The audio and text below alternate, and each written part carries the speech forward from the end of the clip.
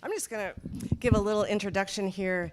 The preservation of vernacular art environments, as we've discussed for the last couple days, poses numerous challenges, one of the most critical being the element of continual change. Exposures to weather, shifts in local demographics, politics, family, and real estate issues are just a few of the many agents of change that impact sites. The documentation and preservation of sites that are still in the process of being created present particularly demanding considerations, including how to preserve something that's alive and growing, that's still being made, and how to respect an artist's freedom while managing a site, and how to structure relationships between artists, nonprofits, and communities. I'm really delighted that this panel brings together major people in the field to discuss the tightropes that they attempt to balance in the ongoing creation of environments and the range of philosophical, documentary, and preservation issues and community relationships that they navigate. An architect recently referred to the Roger Brown Study Collection, where I work, as a formal garden of inorganics. And it occurs to me that an apt description for the Philadelphia's Magic Gardens, Dr. Charles Smith's African American Heritage Museums and Black Veterans Archives, and the Heidelberg Project are all spontaneous gardens of organically assembled materials that are overarching histories and ideas, in case we need another definition. So I'm going to introduce everyone right now so we don't interrupt the flow of things. We're going to roll that way. And then everyone is going to present images and information about their sites, but particularly address questions and issues that are pressing to them today. So Executive Director Emily Smith and artist Isaiah Zagar will discuss fundamental challenges and key elements in their collaboration at Philadelphia's Magic Gardens, or whatever they want to talk about. Artist Dr. Charles Smith, builder of the African American Heritage Museum and Black Veterans Archive in Aurora, Illinois, and in Hammond, Louisiana, and photographer and artist Fred Scruton will describe the challenges of creating and documenting Dr. Smith's work respectfully, or whatever they want to talk about. And Heidelberg Project Executive Director Janine Whitfield, who will discuss the current plan to radically transition the Heidelberg Project from a 30-year artist-based community project into Heidelberg 3.0, an incredibly exciting prospect. And I'm pretty sure she'll talk about that. So here you go. Thank you. Of course, I have to say, Lisa, thank you. Of course, obviously, we're having such a great time at the Kohler, and we thank everybody for being here with us. So I'm the executive director of Philadelphia's Magic Gardens, and my most hated question that I get, and I have to deal with it every single day, is, what is it? And it's really hard for me to answer beyond trying to describe the fantastic artwork of this gentleman. There is a heart and a spirit and a community that's in our space that I think it's a lot of what draws us to these places and why we're here today. So I don't have a very concise answer, but I do have a video.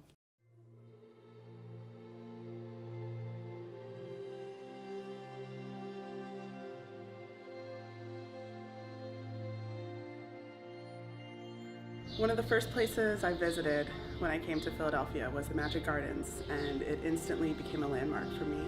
As I get older, I want to keep the things that I find beautiful or the things that are important to me closer and closer, and the Magic Gardens represents that for me.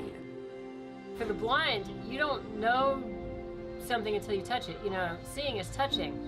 And for me, the Magic Gardens is all about accessibility because we've worked with the staff to create a touch tour for the blind and visually impaired. To me, the Magic Gardens represents the freedom of creativity and expression and what could happen when you're truly being yourself. It's more than just a place for really good photos. The Magic Gardens does a lot within the community, and it's really dedicated to the community. So, it's more than just an attraction. It's a staple, it's a pillar. Magic Garden to me is like self-esteem. What you feel in your heart, what you feel in your soul. You feel like a kid coming out.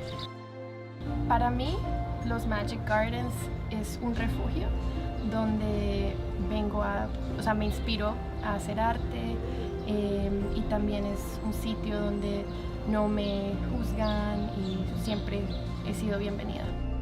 This museum is a different view of art, beauty, and creativity to me.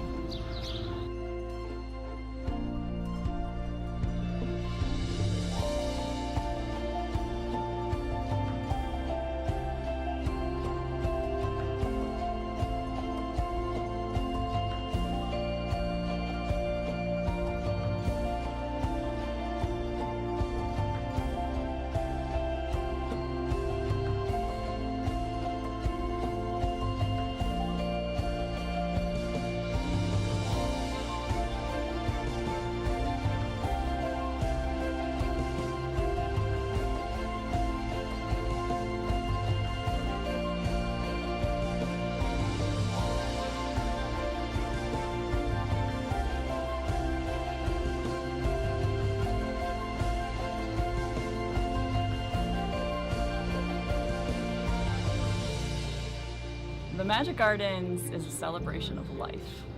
Mysterious, because it's magical and mysterious. Like an oasis, a refuge. That has brought community together. Mágico, magical. Come and see it for yourself, and you'll be amazed what you see in the Magic Garden. And a lot of those tiles that you see were made in Mexico by a man named Jorge Wilmot. Does anybody know who Jorge Wilmot is? Fantastic. You see, all of these things are linked together, but we don't really know about who they are and where they come from. For me, it was Clarence Schmidt who came first in all of this. And he didn't have a beard. He didn't have a beard. The way he got the beard was that J. Patrick Lannon, who was the 9th richest man in the world, said, you know, you could really look good in a beard. And that's why he grew a beard. But his beard was a special beard because he tied it with wire.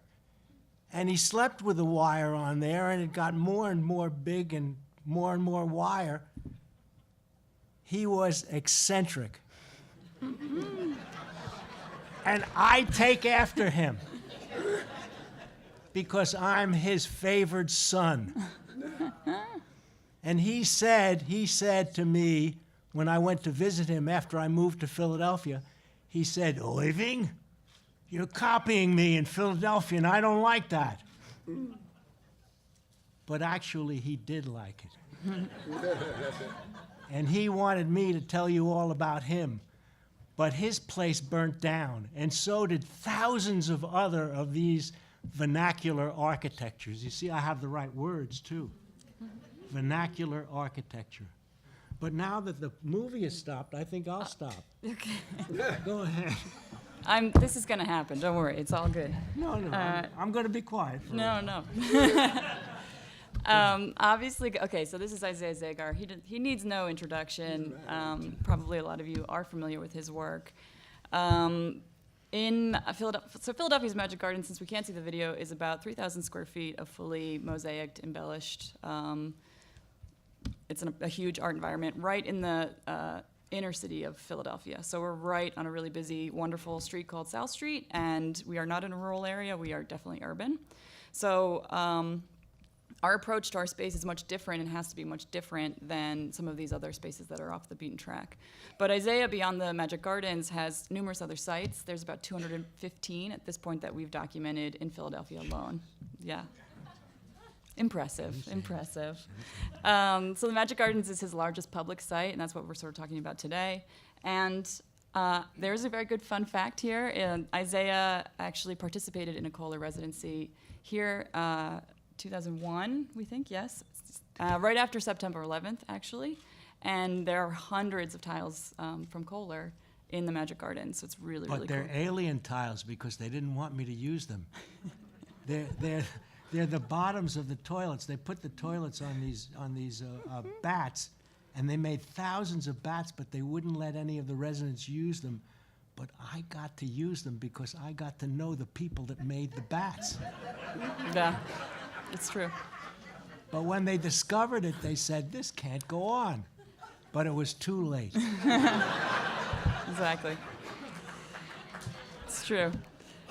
And they kicked him out eventually, you know. They didn't. I left on my own volition. So the Magic Gardens opened to the public in 2008, so we're sort of a baby space still. Each year we're growing our attendance every single year. This year we'll probably have 155,000 visitors in a very tiny little space. We have 25 staff members at the Magic Gardens. People always get really blown away that it's such a big staff. Every single member of our staff is under the age of 35.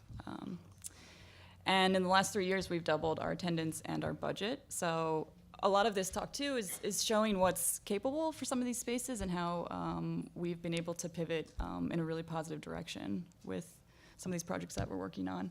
And we definitely see the Magic Gardens as a work in progress. We do not say that it's a finished space. Isaiah comes in and changes things all the time. We welcome that. We have a team that we work with, and I'll get into that in a little bit. But it's definitely a space that's growing and can change, and we really embrace that, and we're really flexible in our thinking about that. So these are our jobs. Isaiah's job, always, is to be the visionary, always. That's his number one job, and he's really good at it. It's pretty good. What is a visionary? A visionary is a person that doesn't understand what the hell he or she is doing.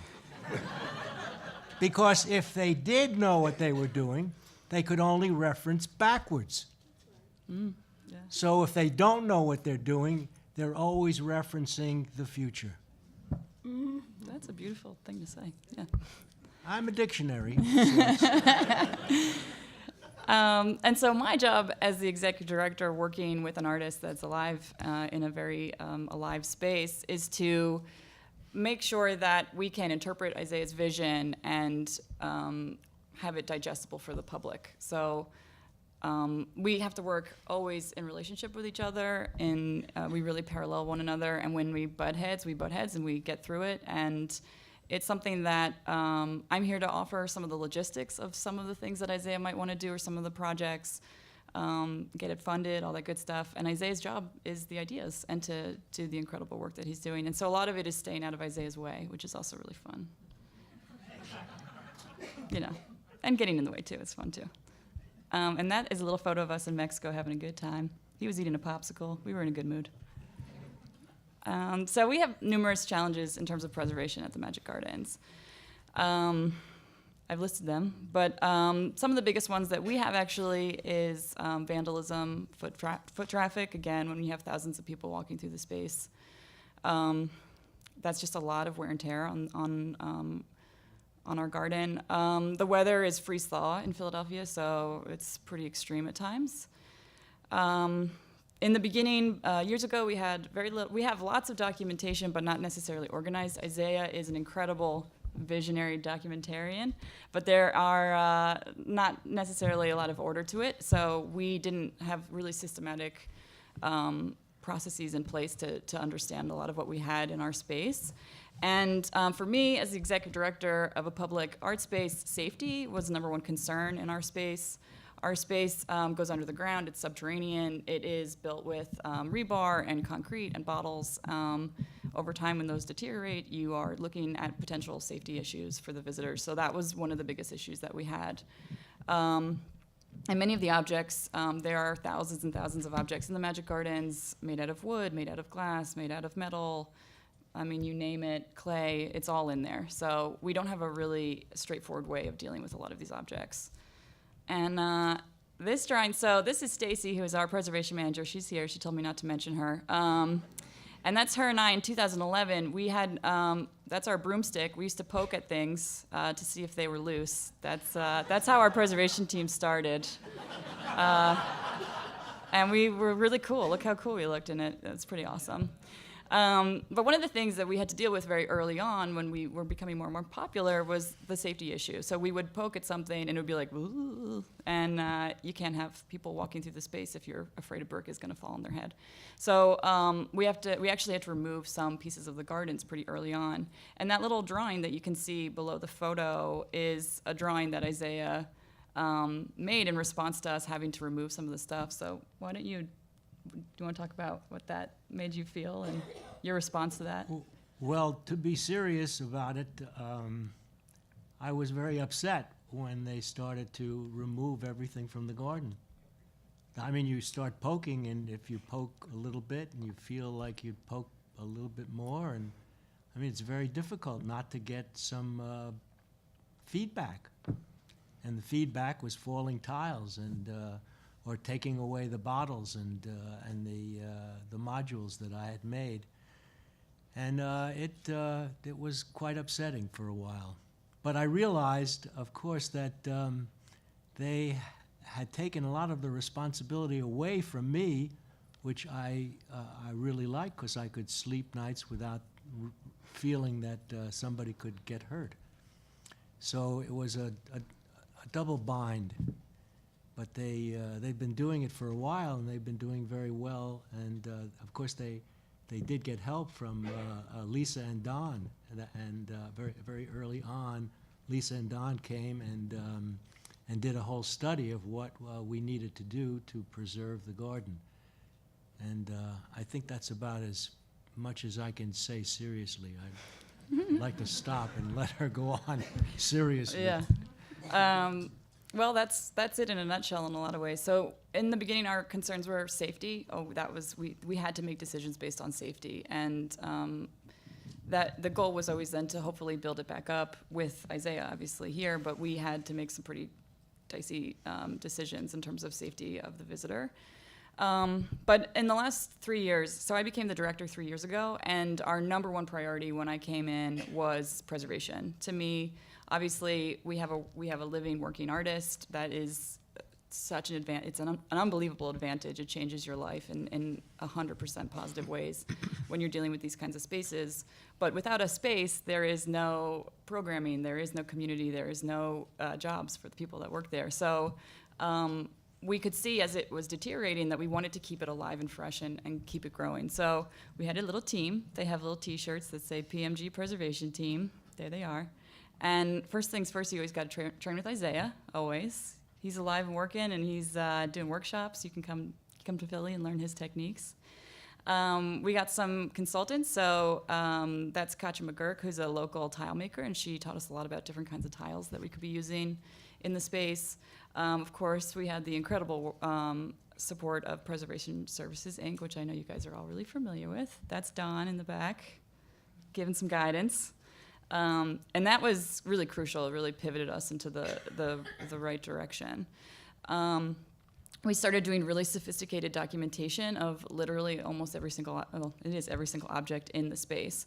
So you can see in that little circle on that gateway is that little tile, and then that's then placed into a series of like organized systems, basically. And then that public mural is another project that we started this year where there's 215 public sites beyond the Magic Gardens. So we didn't even know where they were. We didn't know what condition they were in. So this year we've actually documented, we think, most of them. It's hard, but Isaiah is also constantly working, so we're trying to always be running behind Isaiah with a camera most days. But they've done some incredible work.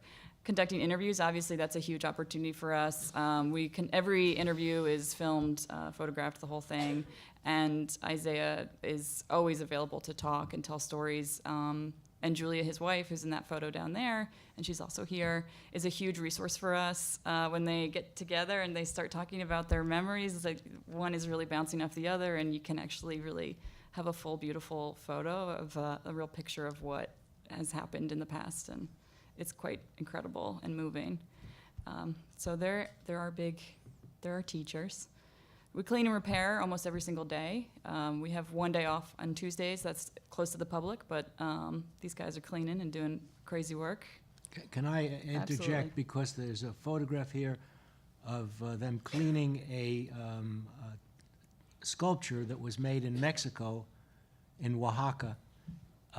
And it was ordered especially by me. I gave them a drawing, and I've been doing that for the last 40 years, giving drawings to artists, artisans all over the world where we visit, and that's because of Julia's Eyes Gallery, that we go to various places to buy folk art and buy craft.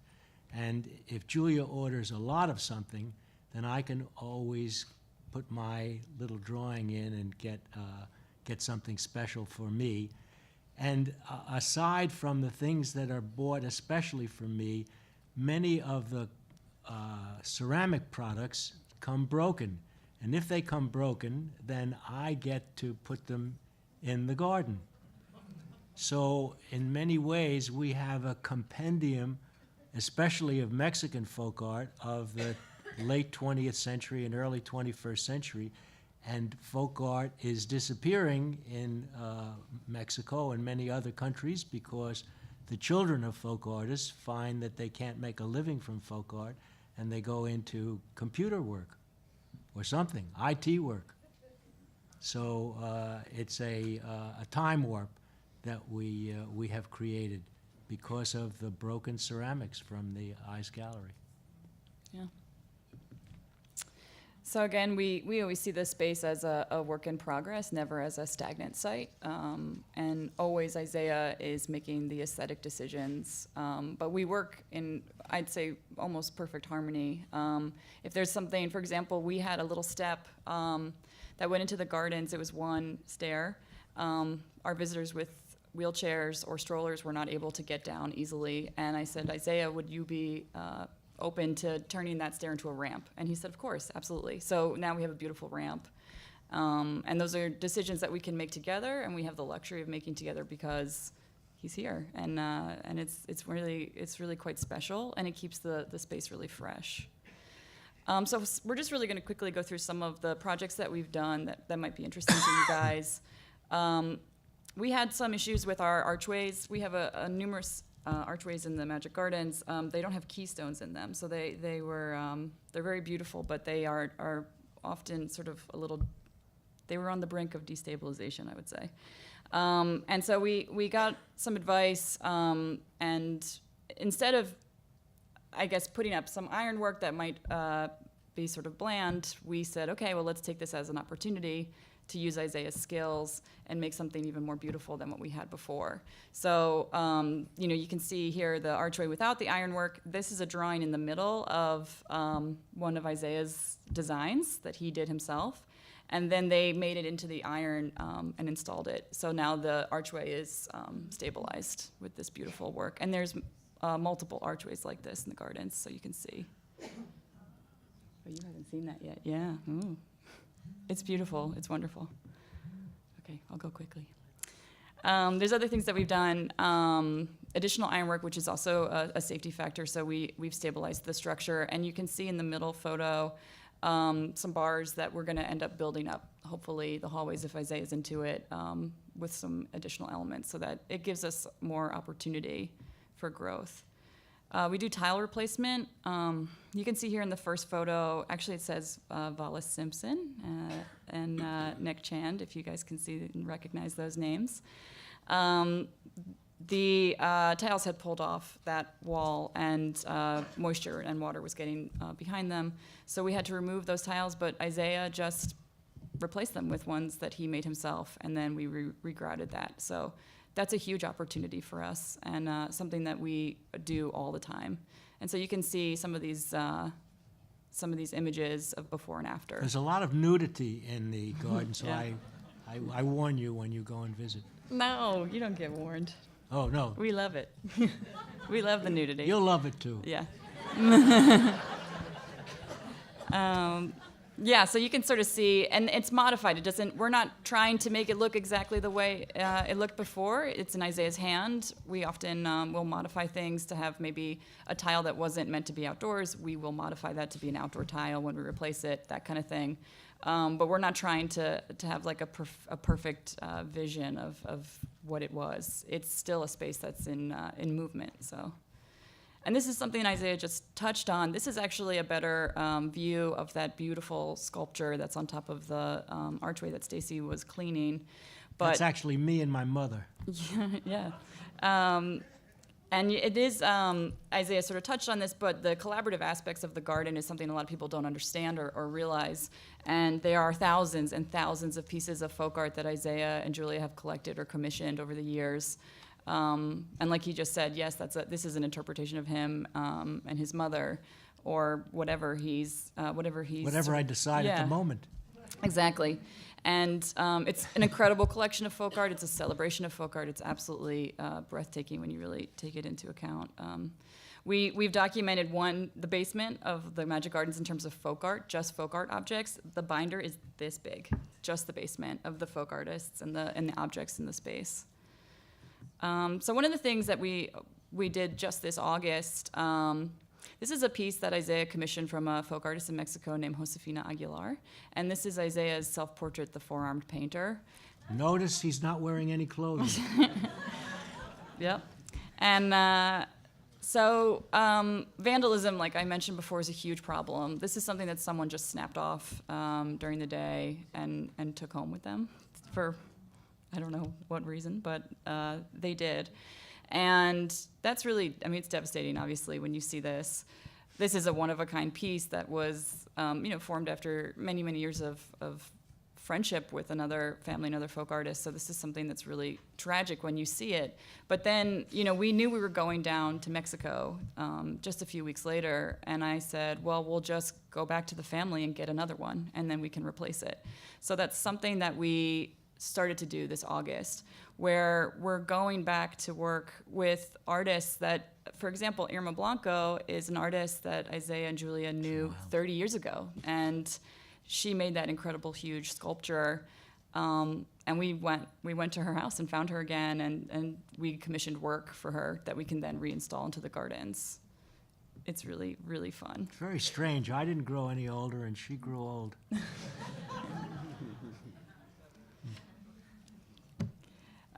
So we worked with dozens of artists down there this August. It was really quite phenomenal, and we purchased a lot of artwork from these families to then put into the space. So these are new pieces. These are additions to the space that that we're just trying. Maybe there are gaps. Maybe someone stole something. Maybe it's broken, and then we just replace with folk art from the same families. And what's beautiful about folk artists is that it is multi-generational. There are some artists that are continuing this practice, and so we see it as a lifeline. If we can continue this conversation with other families and other artists, then we can have a lifeline for the gardens as well. There's color pieces, actually, you're right. See those yellow tiles? Those are big color pieces. Yeah, those were the Beautiful. bases. They're the toilets sat on those. Yeah. So so. That's I don't know. I think we're closing off. Sure. Can I close off with there are this year there'll be 150,000 people coming to the garden, but there's double that are standing outside and all around and wandering, and there is a possibility that we could. Do you have a couple of $1 million? Okay. Lisa? Talk to me later. Yeah. There is a building right next to us, and it would just take, about 4 million, 5 million, and we could expand the possibility of me having more friends come to visit. Yeah. Just letting you know. We'll send out the collection. Yeah. Thank you. This is a fundraiser.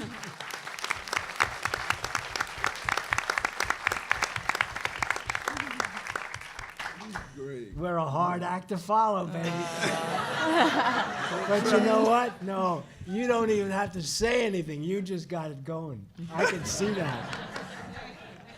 Well, I'll just interject and say that if Isaiah is a dictionary, Dr. Charles Smith is a Sunday New York Times crossword puzzle. Really, really complex narrative crossword puzzle. And the phrase that you can't step into the same art environment twice is particularly true with Dr. Charles Smith.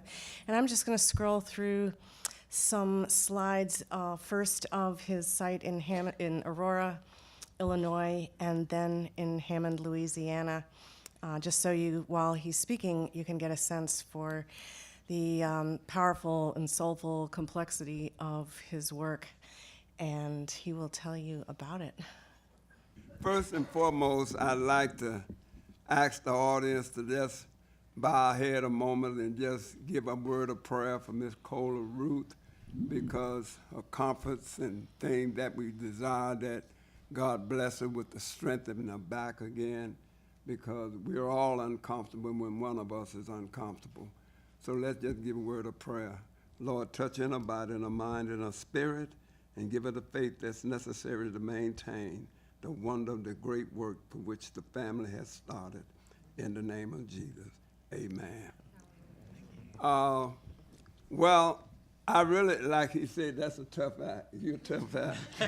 But I'll start out with the fact that I started the African American Heritage Museum and Black Veteran Archives in Aurora, Illinois, not because I wanted to build a museum, but because I saw there was a need. And a man once told me, say, anytime you find a need, a mission, or a statement, you're going to either be rich or famous. And one I've tried and the other one don't work. But what I'm saying is the need was within the community for African Americans to know their history, their past, their contributions, as well as defense of this country. And that was completely voided in Aurora, Illinois.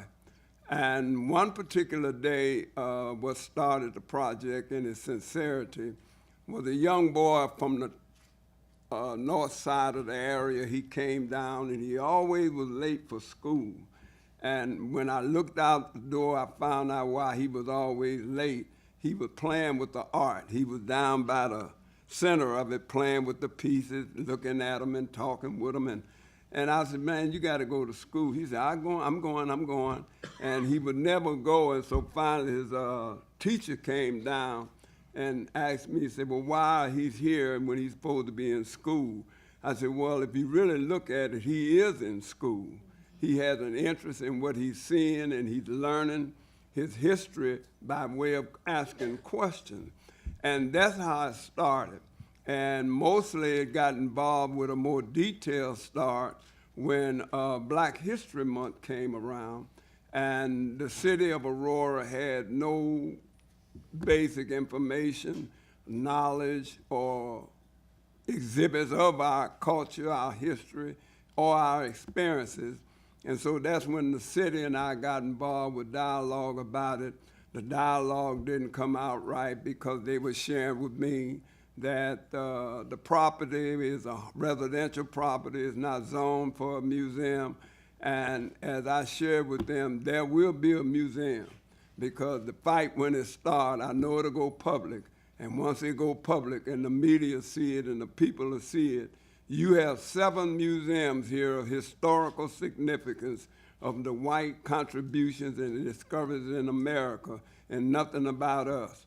The Underground Railroad passed through Aurora, and you have no means of saying anything about that. And that in itself began the fight with tourism. They were using some of my art pieces and pictures to push their program, their project. The Preservation of Historical Society was using them. And I felt in the beginning, well, let them use it so eventually they'll see that the people is coming to the site and that we could eventually come to our senses. But they never did.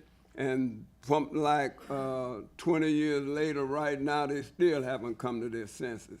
And that's why I said it's a shame, it's sad, and it's a statement that needs to be made about that kind of racism, because it affects the whole body of people, such as everyone here that has an interest in art. How can you deny a man that has done the work of this magnitude? How can you deny the young people the knowledge of their history? And how can you deny the part that I play in economic development and tourism, bringing money to your area, putting people in your beds and in your restaurant, and buying gas here? This is phenomenal, a bad trip. And we dealt with that so until I found out the best answer for that was just keep talking to them white people. Keep talking to them. Those that have a spirit of God, a spirit of decency, they'll rise up. And they did. They rose up in big numbers, such as like here when you see this story and read this story and say, wow, that's not right. And he's still saying it's going on right now. Wow, that's deep. So a letter from you to the city of Aurora asking, say, well, there's a stinging indictment out here about your city, what you're doing and how you've done it, by Dr. Charles Smith. And I hear in April of 2017, you just elected a black mayor. Come on, come on, come on. So with that, the museum moved forward in various areas. The people that have visited there gave rave reviews. They made points about it to contact other people. That's how COLA became involved. But before COLA came, Professor Jim Zanzi of the Chicago Art Institute came. Before Professor Zanzi and the Chicago Art Institute came with Lisa Stone, there was a young man, a white artist, Mike Nolan. Mike Nolan came by one day and left a note on the door, and he said, man, wow, I'm blown away. He said, wow, can I talk to you? Can we meet? And eventually he did come by, and we did meet, and he said, I want to introduce you to a group I'm associated with, and it's called Intuit Art. And I said, well, I'd be glad to meet anyone in the arts that's going someplace. And I met Intuit. And I met the people that's part of Intuit, a great group, a very positive group with a vision. And I enjoyed that. And being around them, I learned places to go, from talking to people, what galleries to look into that address folk art. And I was just learning a great deal of things because, as they say traditionally, there is no school for folk art. You learn by getting burned. You learn by asking questions. You learn by getting cheated. You learn by being disrespected. But at the end, that's your doctoral thesis of that area, because you are the expert in that, and you have all the answers. Nobody's studying that because the answers is within you. And I grew up and I blew up. And in that respect, I got involved with traveling, wanting to know what's going on around the country in terms of art, folk art, and African Americans. That's how I had the distinguished pleasure of meeting the honor of this sister sitting here, Sister Janine and her husband Tyree, what they were doing in Detroit. I won't elaborate on it because that's what her purpose is here, but that's where I share with people. When you get involved with something very serious like education is the process to get the door open and go where you want to go, and that may not be the answer for everybody. Dedication is the key to move from where you are. When you are dedicated, there's nothing can stop you other than that. That's the only way it can stop you, because you're going to get that job done. When you're educated and the money's run out, the Pell Grant run out, and the cost of them books run out, you're going to think about another course. But when you're dedicated, there's nothing going to stop you. And that's why I preach that to the young people, the gang members, those convicted in jail, waiting for sentences, because I minister them out of the ministry of the Word of God, how God can change a life the way He changed mine.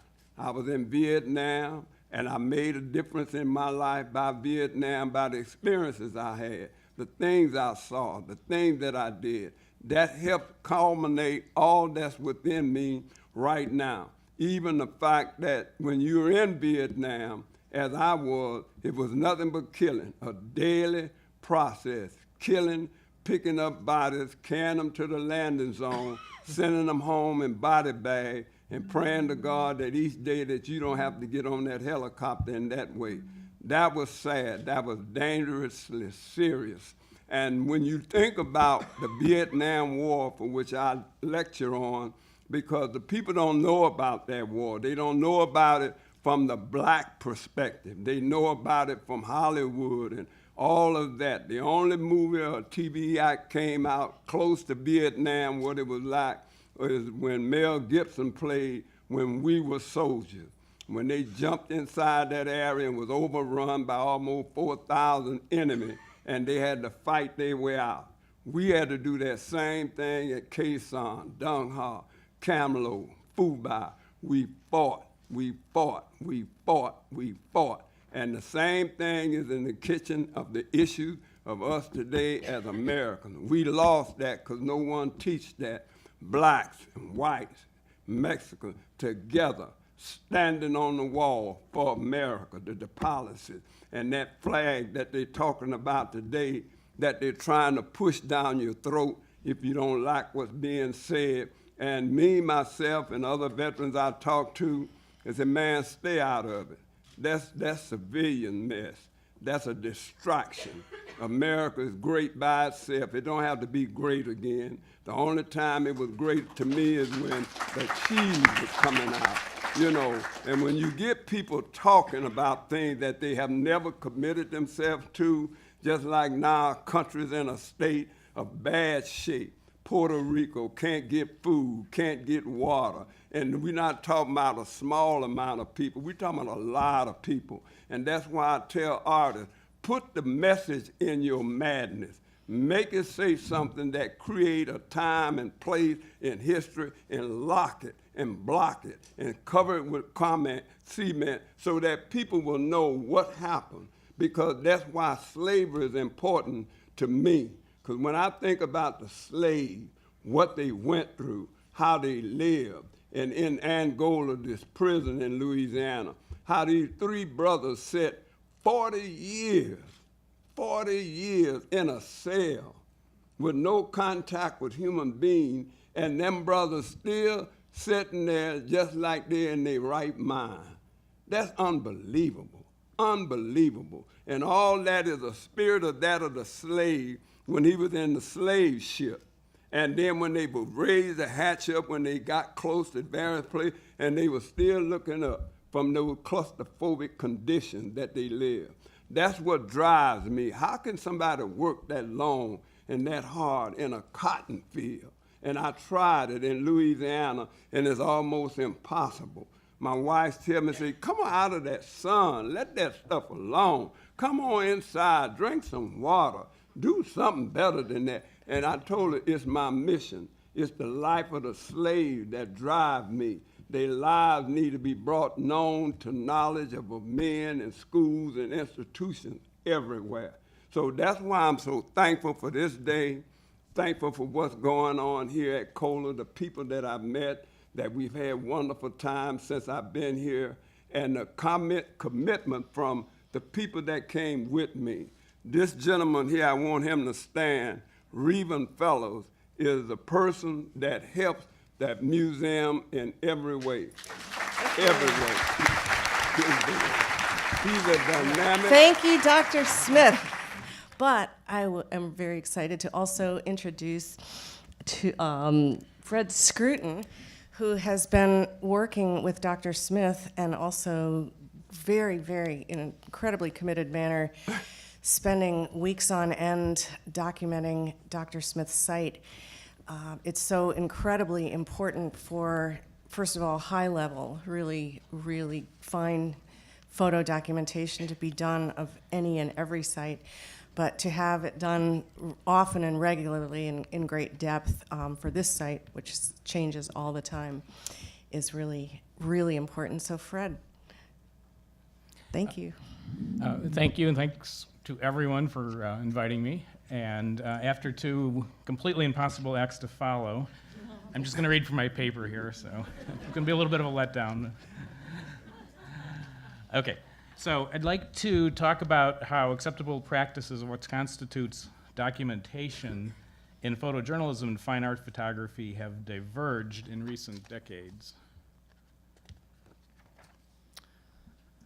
Although the ethics of photojournalism don't address artificial lighting, Shelby Lee Adams expanded fine art conventions for documentary photography, largely through the overt use of electronic flash to dramatically separate his subjects from the background. That is, going against traditional documentary preferences for the available light look. Also, this particular picture was controversial because it was completely set up for the camera. based mostly on the photographer's recollection of past events and different people. Definitely not a record of something that happens spontaneously in real time. This was taken at night with the available environmental light plus a spot flash I added on Dr. Smith. And he was extremely patient sitting out there in the night for a long time. Back in the 50s, here is O. Winston Link's most famous photograph. Everything we're looking at, except the plane on the drive-in screen, which was literally cut and pasted in later, was lit with a single burst of his multiple flashbulb arrays. Here, the warm light on the figures came from my flash. My personal preference is to create light that looks plausibly like it might have come from the surrounding environment, such as a light bulb hanging in Martin Luther King's jail cell or one of the spotlights Billy Tripp has installed throughout the minefield. The picture on the left is primarily lit with my studio-type flashes. When I use the artificial lights, I personally try to keep the quality of light, I personally try to create a quality of light that looks fairly natural. In this case, as much as possible like the plain overcast sunlight we see on the right. Interior portraits like these can't really be done well without using the studio flashes.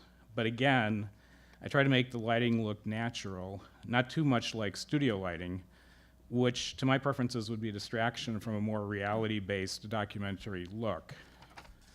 So unfortunately, I just can't quite bring myself to give Miss Juanita the glamour lighting treatment she so richly deserves. I make a lot of use of the available artificial lighting in the environment, such as street lights, security lights, porch lights, and so forth. The next few slides will compare daylight exposures of similar scenes to dusk or nighttime exposures. This is an available light dusk shot. I didn't add any light on any of these, and there is minimal Photoshop work done on the color and contrast as well. The dusk sky just becomes that dark as the night sky sets in. From my point of view, daylight or nighttime lighting just document, quote unquote, different aspects of the site, but the night shots are often more visually dramatic.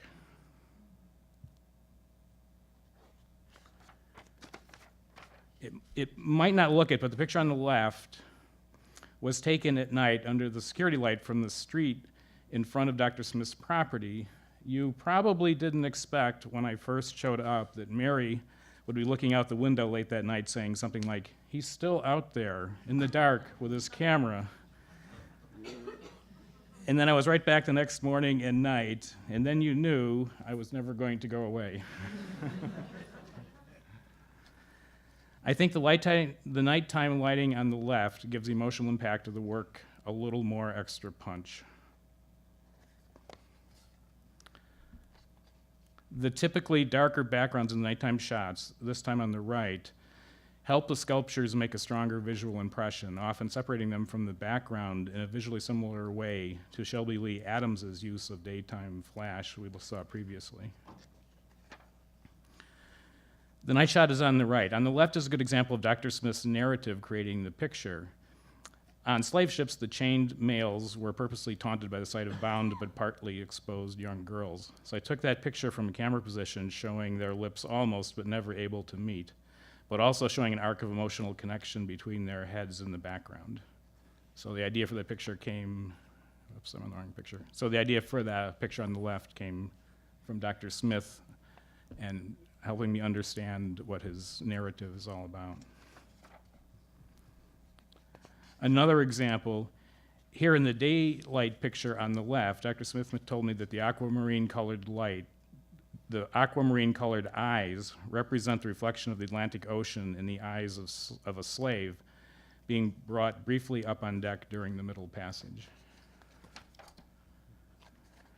The North Star on the right, symbolizing the Great Migration, makes a stronger impression against the almost dark sky.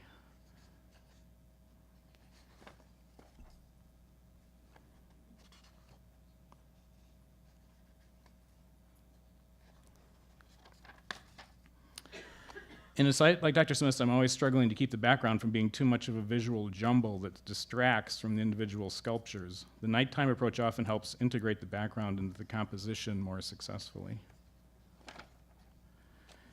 Here on the right, the nighttime shot documents the impressionistic leaf shadows from a street light and shows another aspect and impression of the site.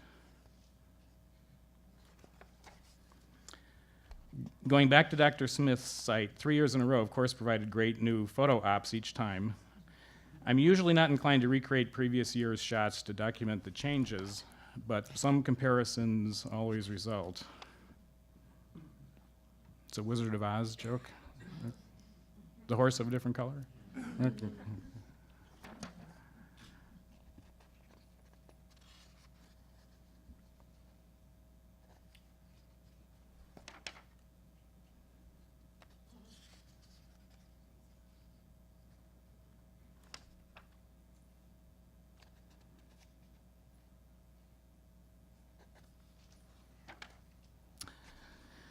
Photojournalists distinguish between posed portraits and reportage, but posed portraiture, of course, has a long tradition in fine art documentation. Back in the 30s, for example, the big tripod-bound cameras made frozen moment grab shots impossible. Everything had to be posed. These are examples of pictures suggested by Dr. Smith, another great result of documentary collaboration. And these are chosen by Raw Vision for the article on Dr. Smith. Also, without his direction, I would have never seen or photographed the sign or the cemetery with the unnamed slave boy marker, and they are central to the history of his Hammond site. Here, Dr. Smith let me photograph while he was really working on that same slave boy, whom he has essentially resurrected as a civic monument. That helped me include more candid, unposed type portraits into the overall project. While I was photographing the site, Dr. Smith just came out to work on the symbolic Niger River running along his property. Of course, I stopped what I was doing to get some more candid picture opportunities. But soon after that, we set up this group shot for the camera.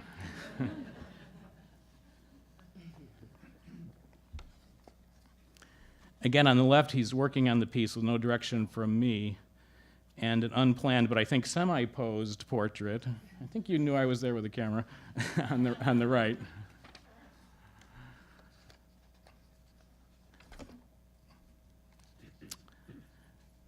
This is from a New York Times blog by filmmaker Earl Morris. In 2011, he published a book called Believing is Seeing, where he discussed many of the issues surrounding truth in photography.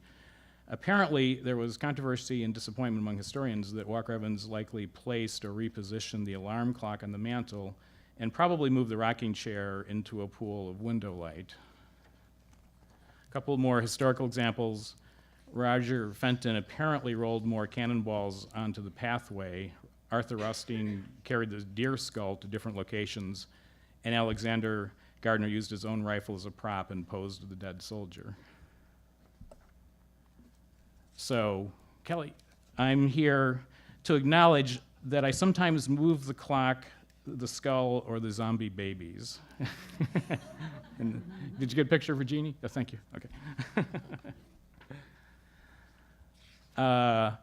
Keno Espinosa and I have a yearly tradition of reshooting his living room shrine, basically until I finally get it right, which of course means we'll never stop.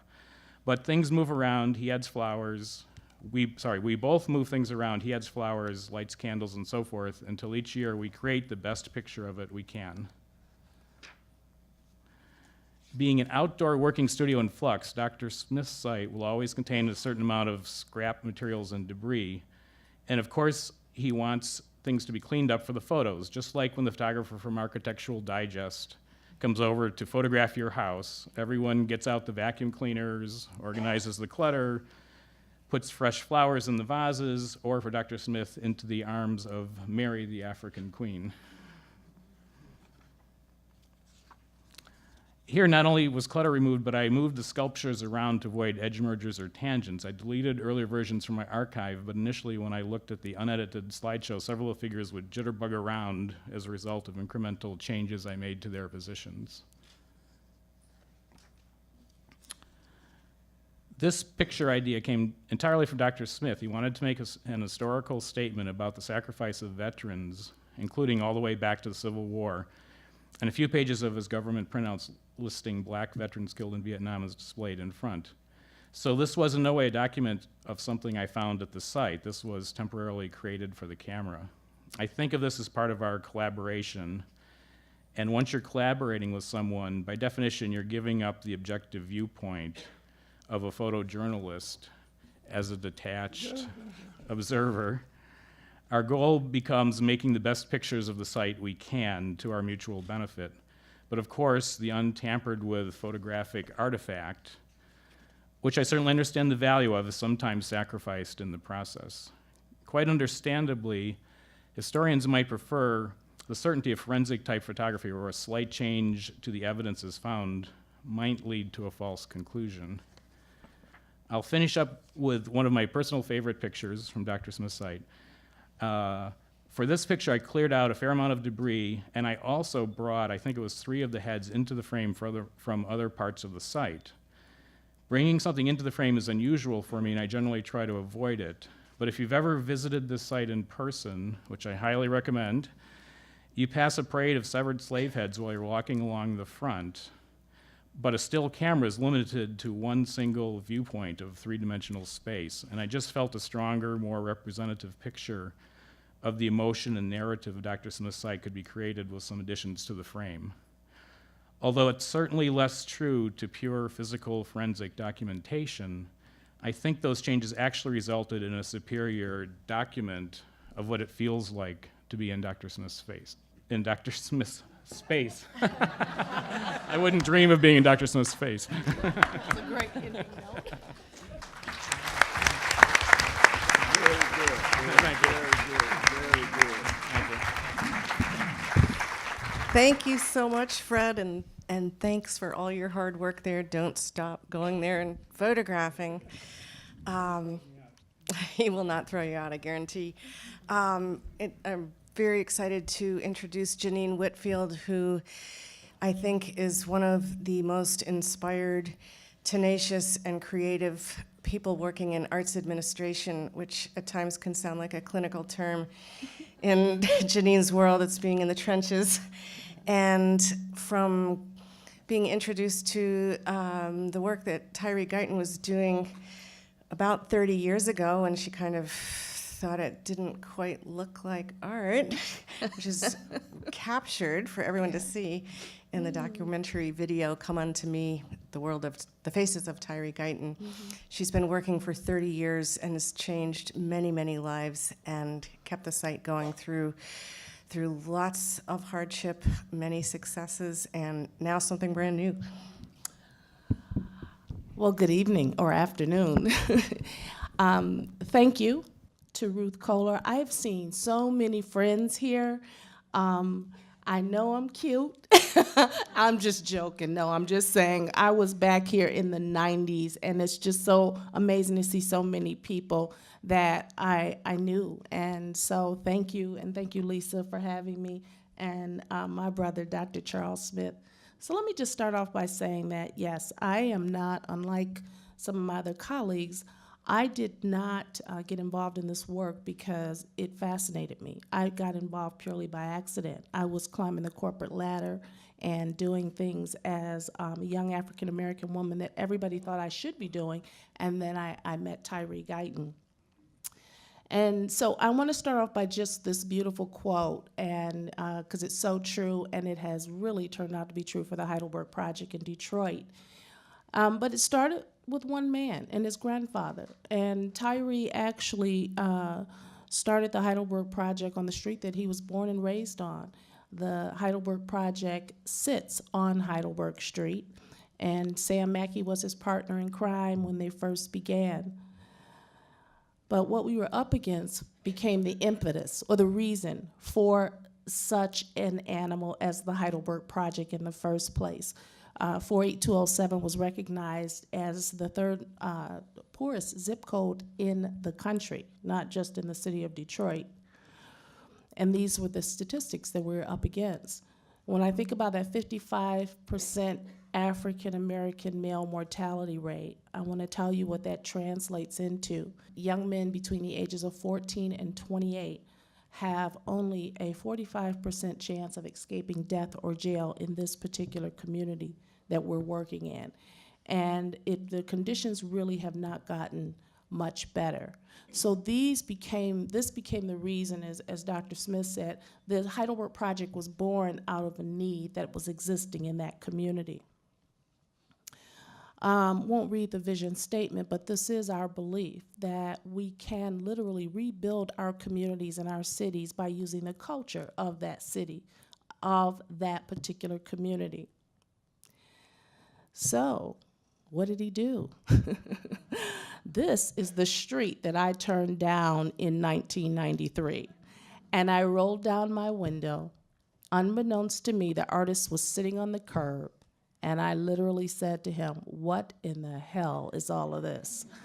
And I just want you to know that although I had been to museums as a little girl and I had experienced art, I always thought about art as something that was unapproachable, something that you could not touch, something that was off limits to me. And what Tyree said he had done is created a living art museum in the heart of in an urban community. And we took to kindly calling it our own ghetto Guggenheim. So when I tell you this man took over the whole block, he literally took over the entire street. Now you're looking at the Heidelberg Project in approximately 2000 right now, so you're gonna see some changes as we go along. But when I got involved with the project, what I realized is that here was a man, as an artist, and as that beautiful definition that this gentleman gave for a visionary, it is so true.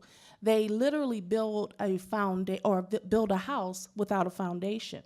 And I think sometimes I'm not so sure we should require much more of them, because I think that what they're contributing is so big, but then we have a tendency of wanting them to know how to do all kinds of other things, like give lectures or market what they've done.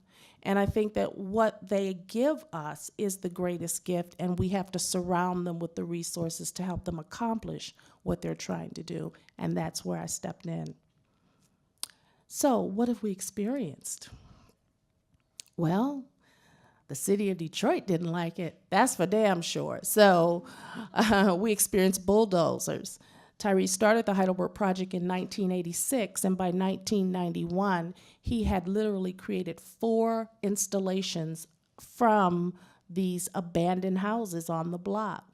And so this particular structure was bulldozed by the city of Detroit. We've also experienced fires. So we had a demolition by the city of Detroit in 1991.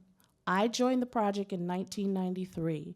We began rebuilding. It came back stronger than before, and we had another demolition by the city of Detroit in 1999. Now, just think about this. We're literally outliving the administrations in the city of Detroit.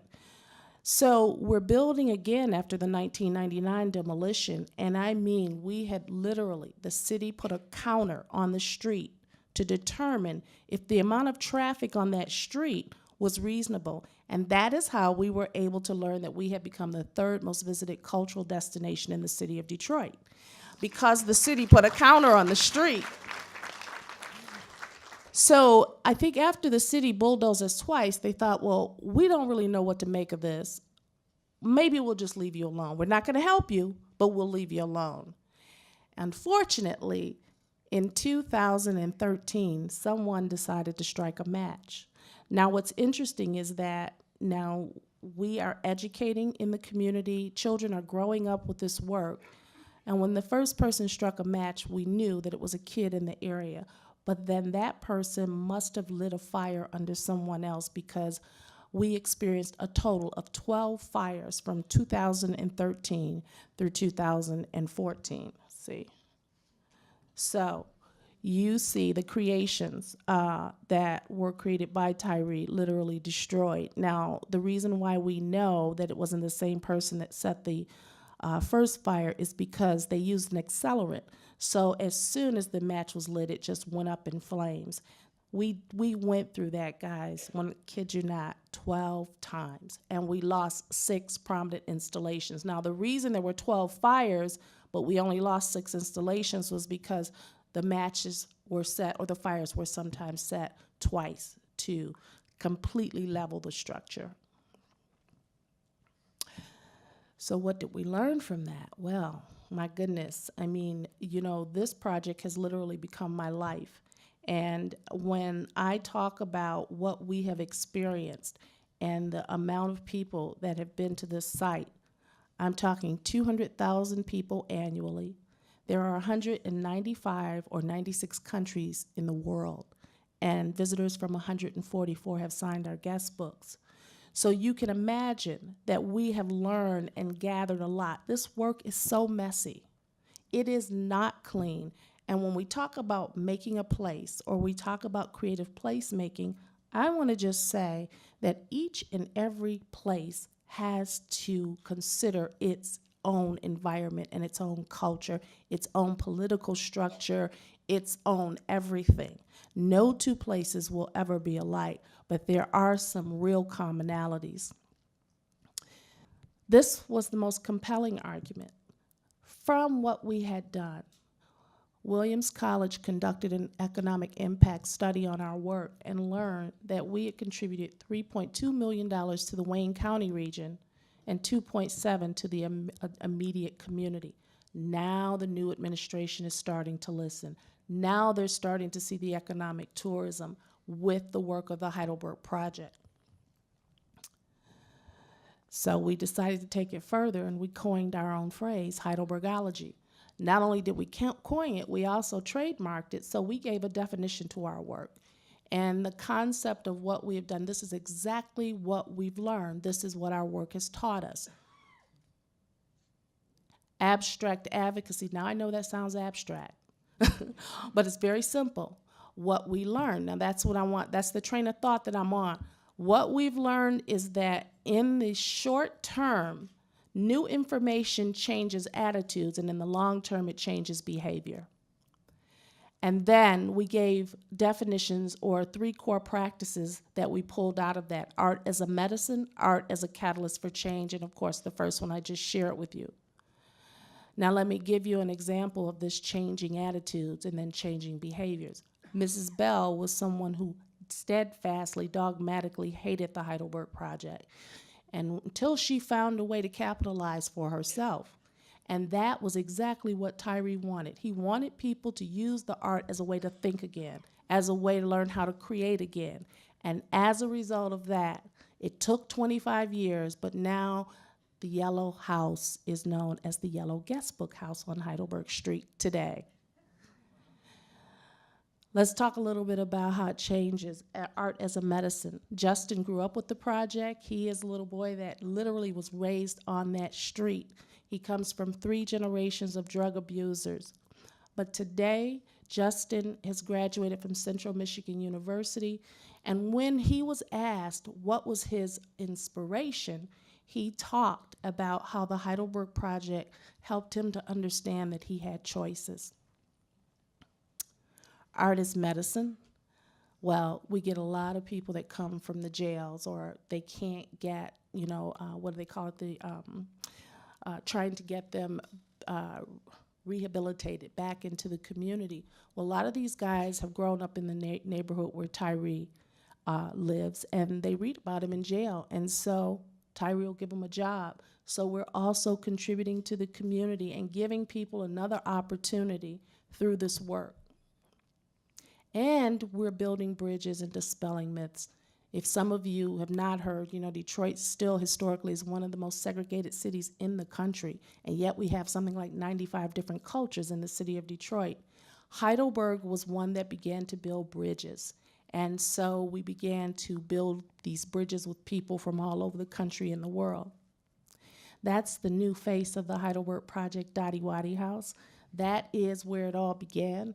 That is where Grandpa Mackey gave Tyree a paintbrush. And that is where the artist's mother lives, who just passed on Monday. So yeah, the Dottie Waddy House. And so now this will become, no doubt, our museum for the Heidelberg Project. So I want to move quickly now and talk to you now after 31 years. Where are we going now? We have become a community anchor. We have become recognized by our city. And so as we look at what's changing now after the fires, we are now looking at how we capitalize on all of the people that come to the Heidelberg Project. And so one of the things that Tyree talked about is it's time to retire. I've given 31 years of my life to the city of Detroit and to provide this free museum. So what's going to happen now? So he says to me, you happen. You take over. And made me the CEO of the Heidelberg Project. And so what I did is I went and found me some more women. And I did. I found me some more women of all races, Arab American, African American, Jewish American, you name it, because Heidelberg, the symbolism with all the dots is about celebrating all races of people. That is what we care about, and that is what we're trying to demonstrate in our community. So I am happy to share publicly for the first time that one of my first moves after hiring 4 new women on my board of directors was that we have entered into a contract partnership agreement with the city of Detroit to now finally move the Heidelberg Project forward in a new way, of course, with the same funk, raw grit. It's a little scary thinking about the city getting on board because, you know, they have a way of kind of messing up things. But I am confident that we will take the project to the next level and that this fight has definitely been worth it. But what's next for Tyree? Well, you know, he's doing other things. He's being called to your city of Philadelphia. And I have, and places like China. So this was one of the houses he did in Shenzhen at the Shenzhen Biennale. Yeah, and then, so this is the beginning stages of it, and it starts to take on shape and form much like his drawing that he created. And then also Cleveland Museum of Art. So his famous clocks now that were on Heidelberg Street are now adorning different museums and galleries. We're reaching out, we're trying to house some of the original work from the first 31 years. And this is his biggest project to date. This is the Times. He calls it the Times Project, and it is in Philadelphia. And it doesn't look anything like that right now, but let's see if we can have him talk a little bit about it just really quickly. I want to work in conjunction with the community. I believe it must be a win-win situation. My name is Tyree Gayden, and I'm an artist from the city of Detroit, Michigan. What time is it? In the writings of Plato, Plato says that time is the moving image of reality, so I'm going to create a new reality now. I believe it's going to take me places I've never been before.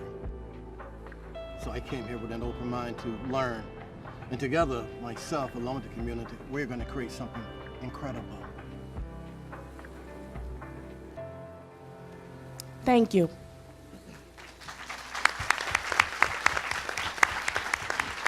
So thank you all. That was really inspiring, exciting, and I am so glad that we've been able to hear from 3 sets of people who are doing really, really ambitious projects for many decades in urban areas. And in the last couple of the sessions this morning were clipped and didn't allow for audience questions. I have a whole bunch that I'm not going to ask, and instead turn it over to the audience or to anyone here on the panel if you'd like to ask questions of each other. This is for Isaiah. When you redid the arches, are those doors or just sealed now? With the arches, when you did the metal designs, did they get sealed? Those are not doors. They're not doors. They're sealed. And that's all. They're ironwork. So it's an open lattice. yeah, they're not doors. Yeah. It's an open lattice.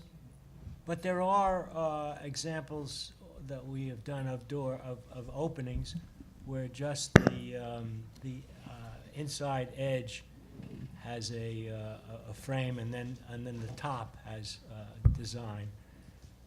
But it's interesting to note that the design that what's called a design, I don't think of a design I call it just my history of knowledge of what I am about and my autobiography of knowledge, and I just draw. And I don't make changes in it because, as I said, I believe that I do not know what I am doing because I'm doing it for the future.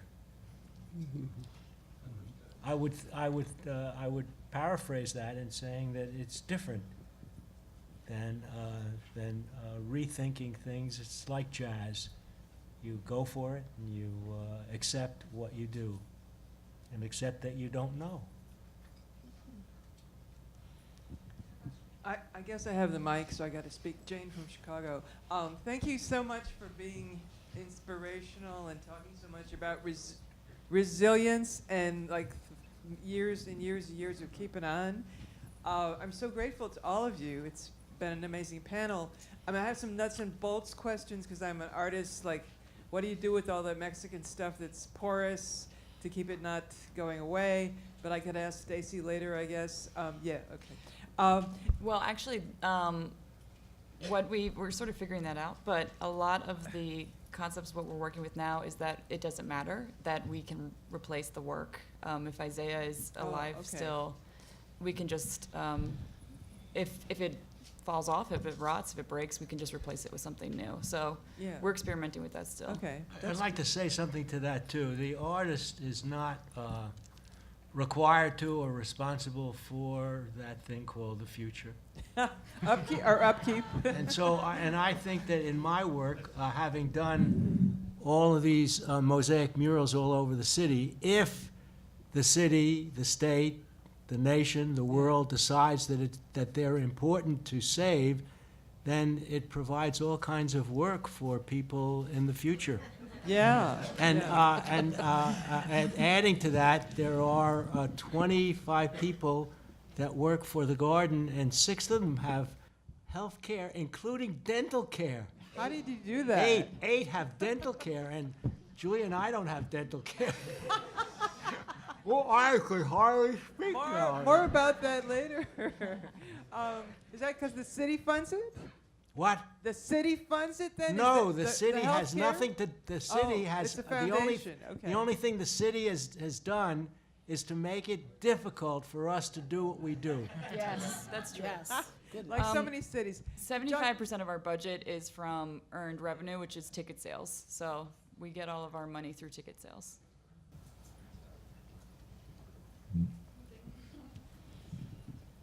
Hey, Isaiah.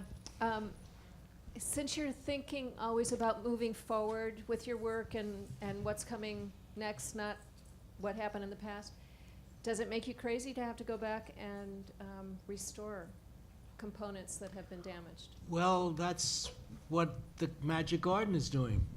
But they're making you do some of it, right? Well, they don't make me do some of it. I enjoy doing. It's not a problem. It's not a problem. And there's something else that should be said about that. There are 3 people that work in preservation.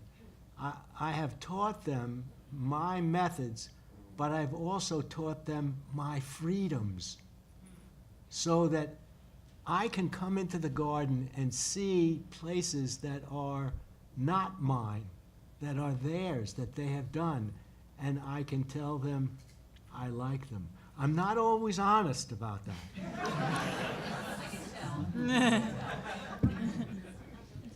Yeah.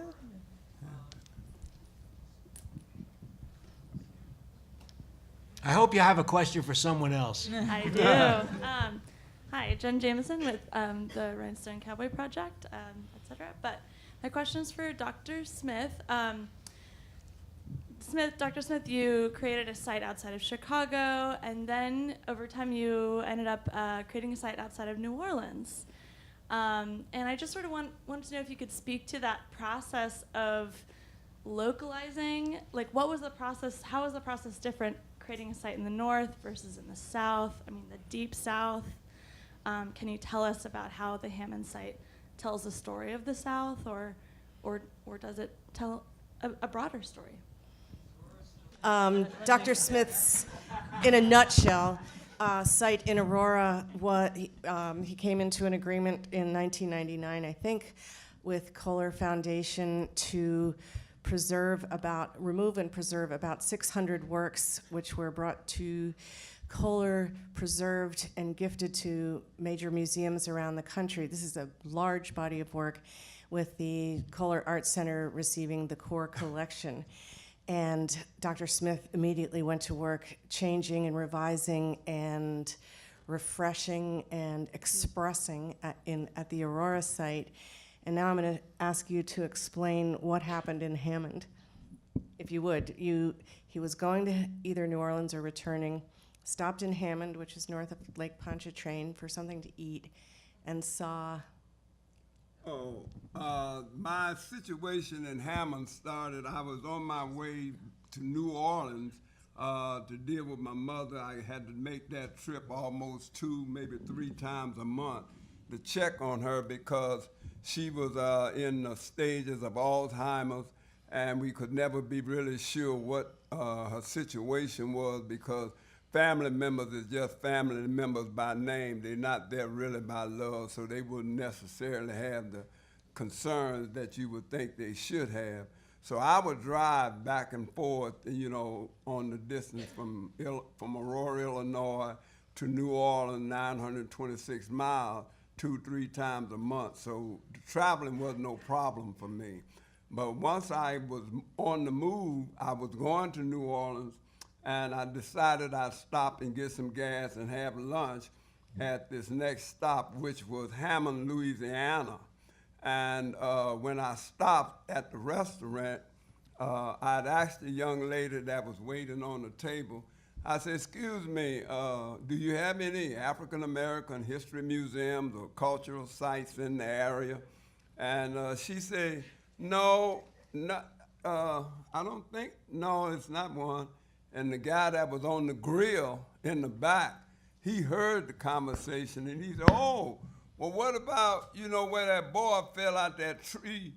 Well, the slave." And then when he said the slave, that perked my ears up to hear more what he's saying. And if you ever been in the South asking for direction or information or any history, that's the most oddest problem or discussion you'll ever run into. And I said, "Well, wait a minute, what did you say? He fell out the tree and he a slave?" And he said, yeah, it's down, it's over, down that way. And so I began to inquire about what he was saying, and someone finally told me that he's talking about the founder's grave on Charles Street, east of City Hall.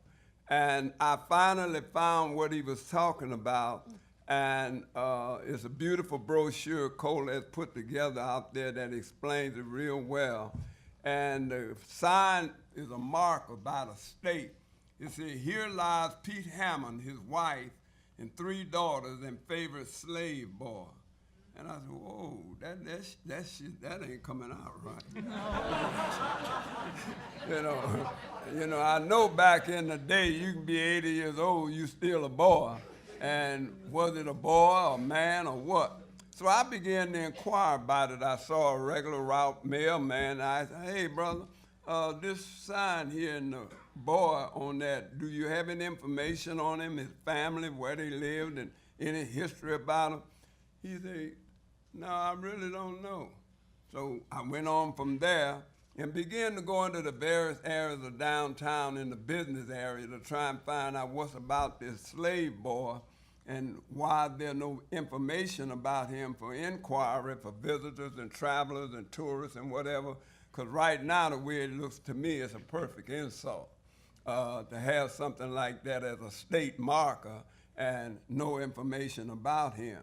So I went around and around the Chamber of Commerce, downtown development, and all of the places you would think that information would readily be, and nothing happened. So I finally cut in. I said, well, what I'll do is I'll check in at the Holiday Inn, stay overnight, and get up in the morning and find out with a better direction. And the first stop I said I'll make the stop to the mayor's office. And I went to the mayor's office and I shared with him who I was, what my purpose was, what my mission is. And I told him, I said, that site needs to be clarified, and it needs to have information as a marker what's happening in Hammond and with that family and so forth. He said, well, I don't know why they haven't done anything with that. What you have to do is go over to Southeastern College and ask Dr. Hyde. I said, wait a minute, you mean to tell me if I'm traveling, I have to wait till the college is open to go and find out about a permanent marker that you have here about an African-American laying in the ground with a marker saying unnamed slave boy, to you and to me? Does that make sense to you?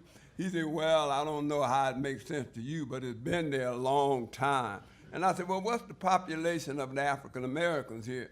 He said, well, they're about 30%. I said, that's too many to have that situation like that.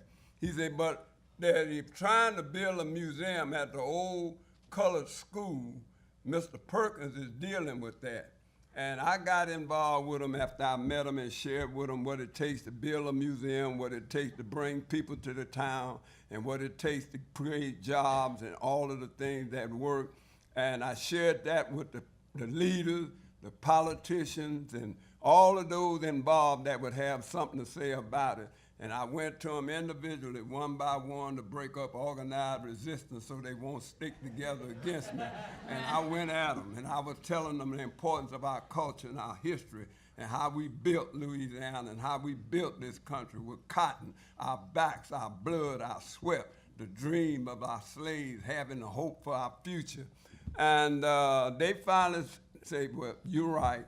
And they finally dealt with them and gave them the money, the outlay money, and I told them, well, just give me $100,000 for my time, for my services, because I'm going to put some art there, because that art is what's going to bring them there. And I bought about 20 pieces there, and I showed the politicians, this is what people look for. They're looking for art of your culture and so forth. It works in Illinois, it'll work here. As that moved forward, they got better and better. And next thing, my wife started telling me, said, you know, they're having meetings at that museum and they're not saying anything to you. And I said, wonder what's happening. So what had happened, they had got the money to open the museum and start building on it, and they had just cut me out. And then I said, that's the lowest form of life there is. You know, I came to help, and yet they done trample on me like that. So I didn't want to fight them in the public, and I still don't.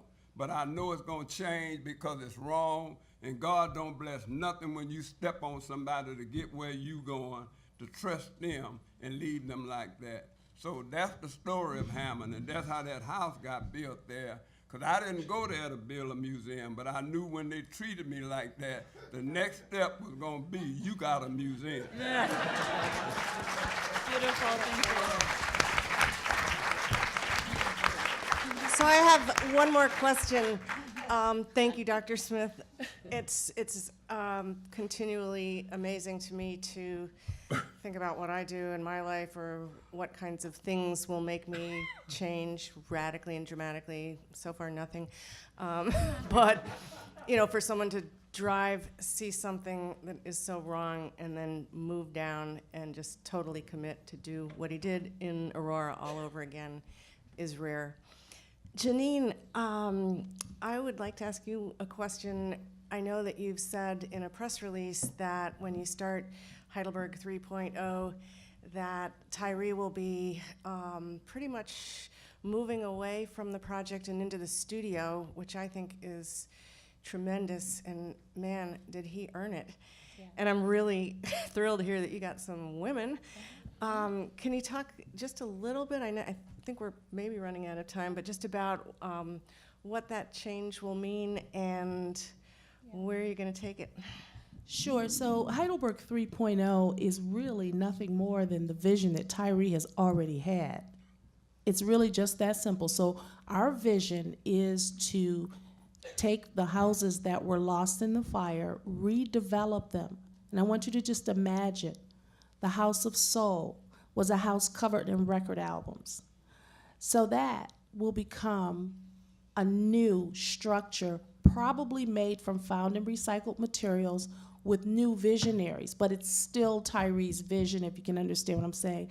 And the concept is that not only will it be visually stimulating on the outside, but when you step on the inside, that will be teaching music.